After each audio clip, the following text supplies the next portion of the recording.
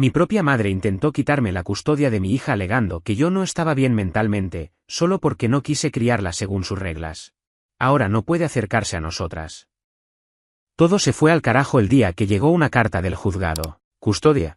Mi madre quería la custodia de mi hija. Así, de la nada. Pensé que era una broma. Un error. Pensé que alguien se había confundido de persona, que era un caso equivocado. Pero no, ahí estaba su nombre completo, su firma, la dirección correcta, todo. Alegaba que yo no estaba en condiciones psicológicas ni emocionales para cuidar de mi hija. Que la niña estaba en riesgo conmigo. Casi vomitó. Literalmente. Me dio náusea. Leí el papel 3 veces sin entender nada. Me temblaban las manos. No lloré. No pude.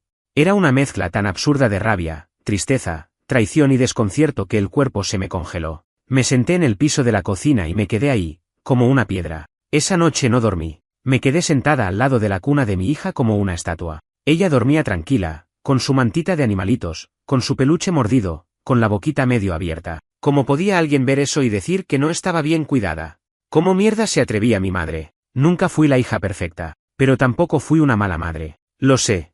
Sé lo que hago. Puedo estar cansada, puedo estar sola, puedo estar aprendiendo sobre la marcha, pero mi hija es lo único que hago con el corazón entero. La cuido, la alimento, la escucho, la abrazo cada vez que lo necesita. Me rompo la espalda para que no le falte nada. ¿Y así me lo paga mi vieja?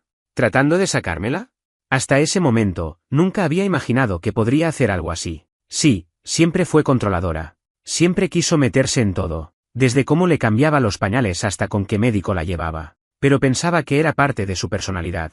Una señora mandona que no sabe cuándo parar. Pensaba que en el fondo lo hacía porque nos quería. Porque pensaba que estaba ayudando. Pero esto fue otra cosa. No fue preocupación. No fue amor. Fue puro ego. La gota que rebalsó todo había pasado un mes antes. Estaba en mi cocina, con mi hija llorando en brazos, toda sudada, sin haber comido en hora. Ella había venido sin avisar, como siempre, y empezó con su típico discurso pasivo-agresivo. Que yo estaba muy flaca, que seguro no estaba comiendo, que la bebé estaba muy pegada a mí y eso no era sano. Que en sus tiempos los bebés dormían solos desde los 3 meses. Que yo iba a criar una niña dependiente y floja.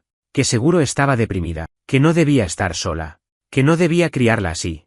Que yo no sabía lo que hacía. Que ella tenía más experiencia. Que era por el bien de la nena. Ese día, después de tanto morderme la lengua, le pedí que parara. Que se fuera. No grité. Pero mi voz salió quebrada. Le dije que no podía más, que necesitaba espacio, que me estaba haciendo mal. Se ofendió. Me miró con esa cara que pone cuando cree que es la única cuerda del cuarto. Una mezcla de pena fingida y superioridad. Solo intento ayudarte, me dijo. Y se fue. Pero lo que no sabía era que desde ese día empezó a recolectar evidencia. Fotos de mi casa desordenada, como si tener ropa en el sillón significara abandono. Grabaciones de cuando mi hija lloraba durante las videollamadas que apenas podía contestar. Testimonios de vecinas con las que apenas hablo, que seguro ni sabían que estaban firmando. Supongo que les dijo alguna mierda sobre que yo estaba deprimida o desbordada. Quizás incluso que tenía tendencias suicidas. Ya no me sorprendería. La demanda de custodia venía con todo eso. Un archivo lleno de mentiras, exageraciones y medias verdades. Me pintaba como una madre negligente, incapaz, inestable. Dijo que yo tenía historial de ansiedad, sí, tuve ataques de pánico hace años, y que no tenía red de apoyo, vivo sola, sí, pero no estoy sola, que me negaba a seguir consejos médicos, porque no quise darle leche de fórmula cuando mi hija tenía 2 meses, a pesar de que el pediatra me dijo que la lactancia estaba perfecta.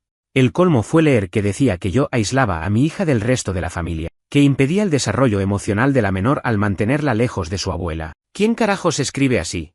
¿Una madre preocupada o una abogada de familia? Porque ahí no había ni una palabra de amor. Era un documento frío, técnico, diseñado para destruir, para arrebatar.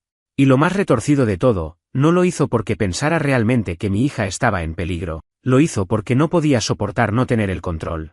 Porque no aguantó que yo la sacara de mi casa. Porque no tolera no ser el centro. Porque si no lo hace ella, entonces nadie lo hace bien. Eso fue el comienzo. Y si crees que eso fue lo peor, espera a saber lo que vino después. La primera persona que llamé después de leer esa maldita carta fue a una amiga que conocí en un grupo de crianza. No era íntima, no éramos de contarnos todo, pero ella había pasado por algo parecido con su ex. Su suegra había intentado hacer lo mismo. Me dio el número de una abogada especializada en familia, en casos como estos. No llamé ese día, ni al siguiente. Me costaba hasta hablar. Me daba vergüenza. ¿Cómo explicas que tu propia madre te quiere sacar a tu hija? ¿Cómo decís eso en voz alta sin sentirte una mierda? Recién al tercer día me animé a llamar. La abogada me atendió rápido, directa, sin vueltas. Le mandé todo lo que me había llegado. La demanda, las supuestas pruebas. Me pidió fotos, documentos, cualquier cosa que mostrara mi día a día con la nena. Empecé a revolver carpetas, mensajes, mails, todo, buscando cualquier cosa que pudiera servir para probar lo que yo ya sabía, que mi hija está bien, que yo no soy perfecta, pero soy su mamá. Y eso no lo puede cambiar nadie. Mientras tanto, mi madre empezó a aparecerse por todos lados. Me escribía mensajes larguísimos, de esos que parecen cartas de novela. Me dejaba cosas en la puerta de casa, ropa para la nena, folletos de psicólogos, hasta comida. Una vez me mandó una Biblia con una nota, que Dios te devuelva la lucidez y te guíe. La tiré a la basura sin abrirla. Otra vez vino a tocar el timbre y se quedó parada en la vereda por casi media hora, mirando hacia mi ventana. No se movía. No hablaba. Solo estaba ahí, como una estatua, como una maldita sombra. No la dejé pasar. Me quedé del lado de adentro, abrazando a mi hija, esperando que se aburriera. ¿Se fue? Pero volvió a la semana siguiente, y a la otra. Hasta que tuve que cambiar la cerradura y poner una cámara en la entrada. Empecé a tener miedo. No miedo de que me hiciera daño físico, sino de que realmente pudiera convencer a alguien de que yo no estaba bien. Porque cuando una mujer está sola, cualquier cosa sirve para ponerla en duda. Si te ven llorar, sos inestable. Si decís que no querés visitas, sos antisocial. Si estás cansada, estás enferma. Si pedís ayuda, no sos apta. Y si no la pedís, sos irresponsable. No podés ganar. Mi hija, mientras tanto, seguía creciendo. Reía, lloraba, dormía en mis brazos, empezaba a decir sus primeras palabras. Yo trataba de que nada de eso la afectara. Pero me costaba. Porque aunque tratara de sonreír y hacerle jueguitos con los dedos, por dentro me estaba rompiendo. Cada llamada de la abogada me tensaba. Cada notificación en el celular me aceleraba el corazón. Dormía poco. Comía peor. Me obligaba a salir con ella al parque para no hundirme, para no quedar encerrada en una espiral. Pero hasta en el parque sentía la paranoia. Me daba vuelta cada 5 minutos, pensando si ella estaba por ahí, si nos espiaba, si nos seguía. Un día, una trabajadora social tocó a mi puerta. Era parte del proceso judicial. Tenía que venir a devaluar el entorno familiar. Sabía que eso podía pasar, pero igual me paralizó. La atendí con la mejor cara que pude. Le mostré todo. La casa, los juguetes, la comida, el baño, el cuarto de mi hija. Le mostré cómo comíamos, cómo jugábamos. Le mostré también mis carpetas con informes médicos, recetas, controles del pediatra. Todo estaba bien, todo, pero igual sentía que me estaban juzgando. La trabajadora fue amable. No me dijo nada negativo. Se fue a las 2 horas. Cuando cerré la puerta, me largué a llorar. No sé por qué. ¿O sí? Porque estoy harta. Porque nadie debería tener que demostrarle al mundo que es capaz de cuidar a su propia hija solo porque su vieja no tolera haber perdido el control. Días después, mi abogada me dijo que habían aceptado las pruebas que presentamos, que el informe de la trabajadora social era positivo, que no veían motivos para quitarme la custodia. Pero el proceso no terminaba ahí. Todavía faltaba la audiencia, todavía faltaba enfrentarla cara a cara. No dormí esa semana. La idea de verla en el juzgado, de escucharla hablar mal de mí frente a un juez, me revolvía el estómago. No entendía cómo habíamos llegado a eso, cómo pasamos de que ella me enseñara a hacer puré cuando era chica, a querer arrebatarme a mi hija como si fuera un objeto. La audiencia fue en un edificio viejo del centro, uno de esos tribunales donde todo parece frío y lejano. El pasillo estaba lleno de puertas cerradas, máquinas de café rotas, y gente con cara de cansancio. Yo no era la excepción. Llegué con mi abogada casi 1 hora antes, por si acaso. Me sudaban las manos, aunque hacía frío. Mi hija se quedó con una amiga, no quería que pasara ni un segundo en ese lugar. Cuando mi mamá entró a la sala, no me miró. Caminó derecha al asiento que le indicaron, con su peinado prolijo, con una carpeta en la mano, vestida como si fuera a una entrevista de trabajo. Me dio bronca, porque por un segundo me di cuenta de que la gente podía creerle. Tenía esa imagen de señora tranquila, que todo lo hace por amor, que solo quiere lo mejor para su nieta. Pero yo sabía lo que había detrás de esa imagen. Lo sabía mejor que nadie. El juez era un tipo serio, de esos que no dan espacio a nada más que los hechos. Eso me tranquilizó un poco. No quería compasión, solo justicia. Empezó mi abogada. Habló de mi vida, de mi historia, de cómo me las arreglaba sola, de los controles médicos, del informe de la trabajadora social. Mostró fotos de mi hija jugando, comiendo, durmiendo en su cuna. Habló de mi estabilidad, de mis esfuerzos, de que nunca había dejado de cumplir como madre. ¿Habló bien? ¿Claro? Firme.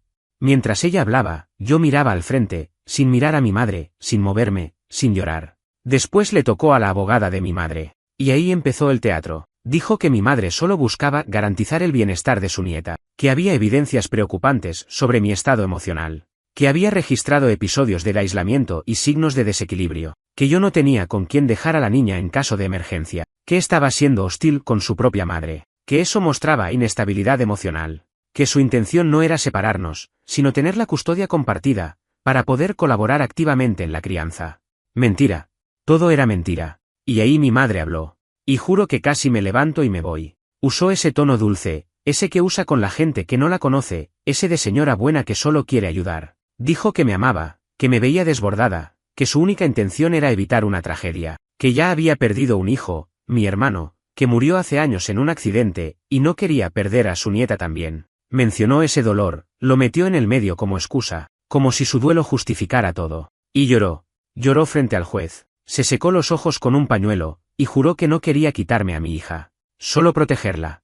Me agarré los puños tan fuerte que me dejé marcas. Porque esa mujer estaba actuando. Porque usaba a mi hija como herramienta. Porque su duelo, que nunca quiso tratar, que siempre negó, se había convertido en su arma. Cuando me tocó hablar, me quedé en silencio unos segundos. El juez me miró esperando. Mi abogada me hizo un gesto como diciendo, tranquila.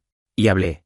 No recité nada. No preparé discurso. Solo dije lo que pasaba. Dije que estaba criando a mi hija sola, con todo lo que eso implica. Dije que estaba cansada, sí, pero no quebrada. Que estaba sola, sí, pero no perdida. Que amaba a mi hija más que a nada. Que no había día que no me asegurara de que estuviera bien. Que mi madre no me ayudaba, me controlaba. Que no era apoyo, era presión. Que cada intento suyo de colaborar terminaba en discusiones, en críticas, en invasión. Que me había acosado, que había intentado manipularme, que había violado mi espacio, que la había echado de mi casa porque ya no podía más. Terminé diciendo, ella no quiere ayudar, quiere decidir, quiere el poder, pero mi hija no es una decisión, es mi hija. Y yo soy su madre. Silencio. El juez tomó nota. No dijo nada. Nos agradeció y dijo que comunicarían la decisión en pocos días. Mi madre salió sin mirarme. Yo me quedé sentada un rato más, hasta que sentí que podía pararme sin caerme. Una semana después, llegó la resolución. Y sí, gané. Me dejaron la custodia total. La demanda fue rechazada. No hubo apelación. Mi madre desapareció durante semanas. Pensé que todo había terminado. Pensé mal. Después del fallo, pensé que iba a sentir alivio, que iba a poder respirar, que por fin iba a volver a concentrarme solo en mi hija, en su rutina, en su risa, en dormir aunque sea 4 horas seguidas sin despertarme con ansiedad. Pero no pasó. Porque cuando alguien como mi madre pierde una batalla, no se queda quieta, se esconde, espera. Y ataca de nuevo desde otro ángulo. Al principio fue el silencio. No supe nada de ella por casi 3 semanas, ni un mensaje, ni una aparición en la puerta. Nada. Y no voy a mentir, me ilusioné. Pensé que tal vez había entendido el límite, que tal vez se había dado cuenta de que se había pasado de la raya, que por una vez en su vida iba a respetar una decisión que no le gustaba. Fue ingenuo pensar eso, pero quise creerlo. Necesitaba creerlo. Una tarde, estaba con mi hija en la plaza, jugando con un par de nenes que conocimos hacía poco. La nena estaba contenta, corriendo detrás de una pelota, riéndose a carcajadas. Yo estaba sentada en un banco, con el termo y el mate, mirándola, disfrutando. Hasta que vi una figura conocida al otro lado del parque. No era mi madre, era su hermana, mi tía, una mujer con la que casi no hablaba desde hacía años. Se acercó con cara de yo no quiero problemas y me saludó como si nada hubiera pasado. Me dijo que mi mamá estaba muy mal, que no comía bien, que estaba deprimida, que lloraba todas las noches, que no quería que su nieta creciera sin ella, que se sentía castigada, que yo debería pensar en la niña, que las abuelas son importantes, que no era sano ese corte tan tajante. Yo no dije nada, solo la miré. Ella entendió. Me abrazó sin que yo se lo pidiera, como si al hacer contacto físico pudiera ablandarme. Y después se fue. Esa misma noche, me llegaron mensajes de números desconocidos, diferentes personas de la familia, primos, una sobrina lejana, una excuñada, escribiéndome cosas como todos merecen una segunda oportunidad, no le niegues el amor a tu hija, te vas a arrepentir cuando sea tarde. Era un asedio pasivo-agresivo. Nadie me insultaba directo, pero el mensaje estaba claro, yo era la mala. Yo era la hija cruel que le sacó la nieta a su madre. Una semana después, me crucé a mi madre en el supermercado. Fue de casualidad. Yo salía con el cochecito y ella entraba. Se me heló el cuerpo. Ella me vio, se frenó, y se largó a llorar en el medio de la puerta. Se tapaba la cara con las manos. La gente miraba. Fue tan manipulador que me quedé en shock. No dijo ni una palabra, solo lloraba. Hacía escenita. Como si yo la hubiera atropellado con el cochecito. Me fui sin decir nada. Al otro día, me mandó una carta manuscrita. Nada de email, nada de mensajes. Una carta con su letra. Decía que me perdonaba. Que sabía que yo estaba confundida. Que la maternidad era difícil. Que ella solo quería ayudarme. Que me esperaba con los brazos abiertos si algún día quería hablar. Que tenía regalos para la nena. Que había armado un cuarto para ella en su casa por si algún día necesitaba dejarla unas noches. Me hervía la sangre. Esa carta no era un pedido de disculpas. Era una trampa. Una forma de dejarme en duda. De tocarme el lado vulnerable. De decirme, yo estoy lista para cuando vos colapse. Como si eso fuera inevitable. Como si ella supiera que en algún momento no voy a poder sola. Y sí. A veces estoy al borde. A veces me quiebro. A veces lloro encerrada en el baño mientras mi hija duerme. Pero no voy a dejar que esa mujer use eso en mi contra. Un día, al buscar a mi hija en el jardín, la maestra me preguntó si una señora mayor podía retirarla. Que había ido 2 veces a preguntar los horarios. Que decía ser su abuela.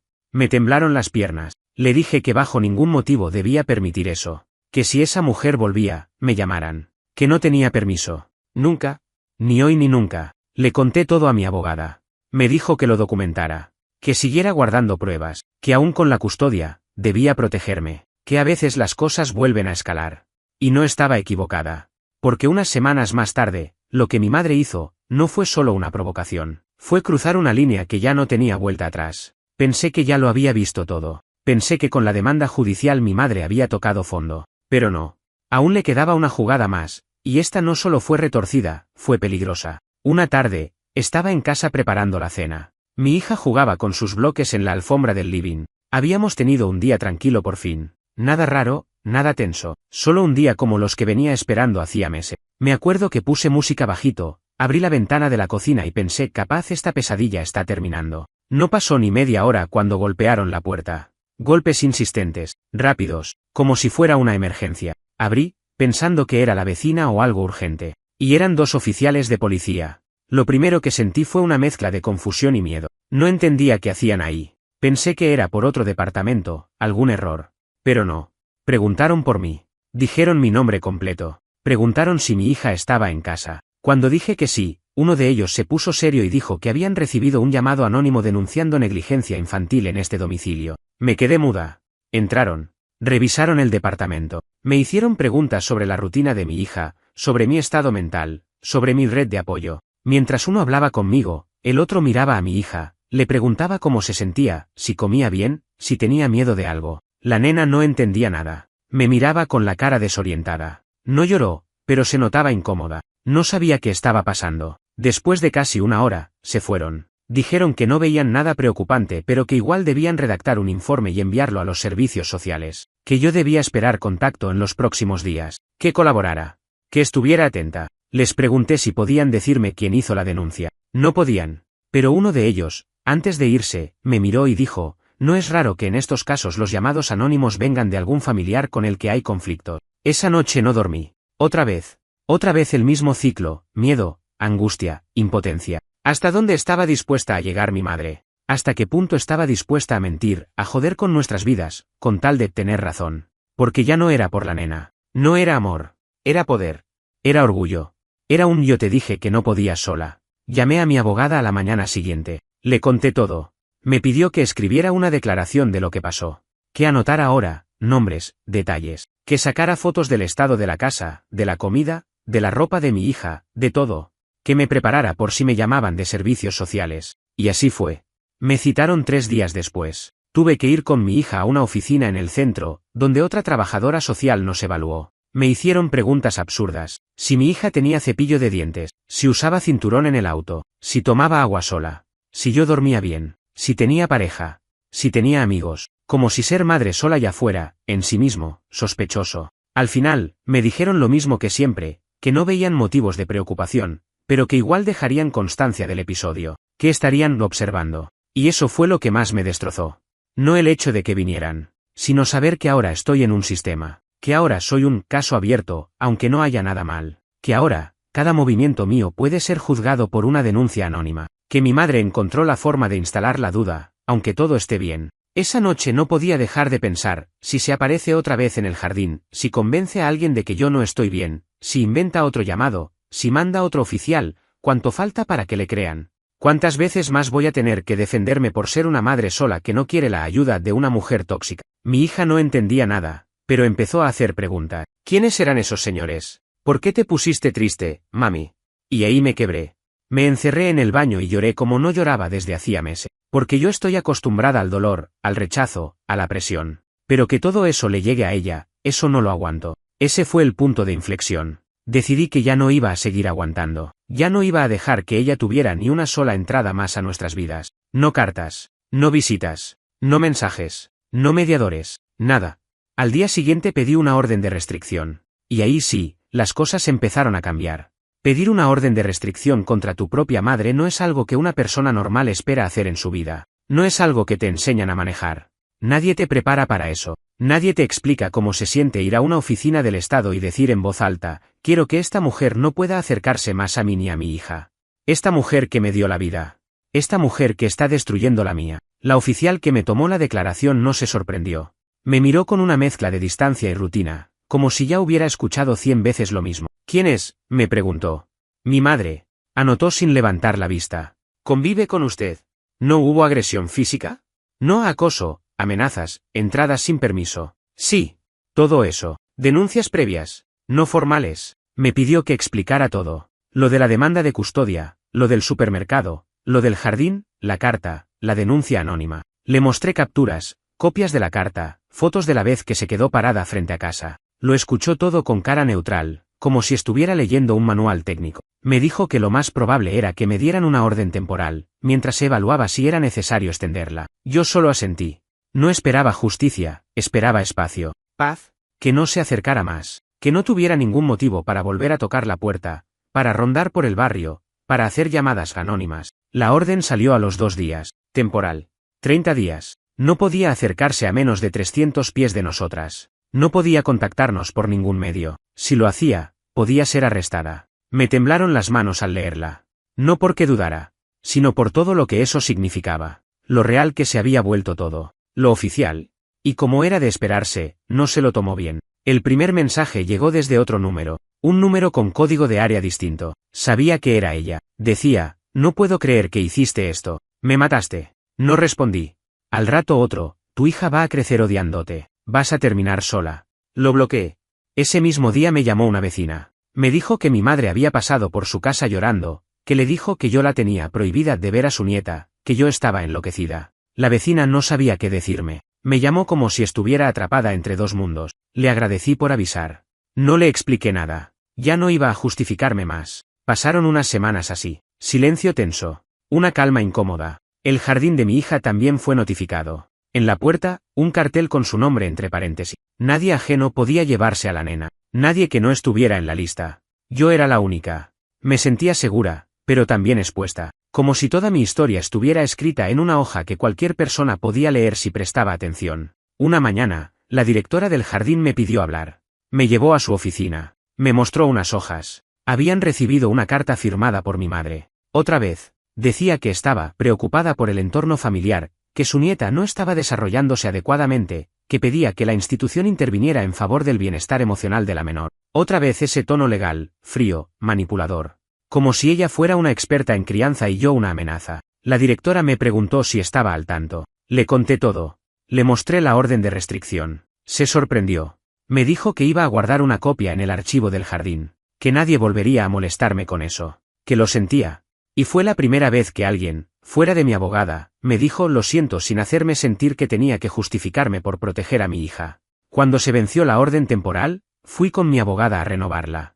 Esta vez fue más fácil. Teníamos más pruebas. El juez la extendió por 6 meses. Y eso fue el primer respiro real que tuve en meses. No felicidad. No alivio total. Pero un descanso. Un espacio.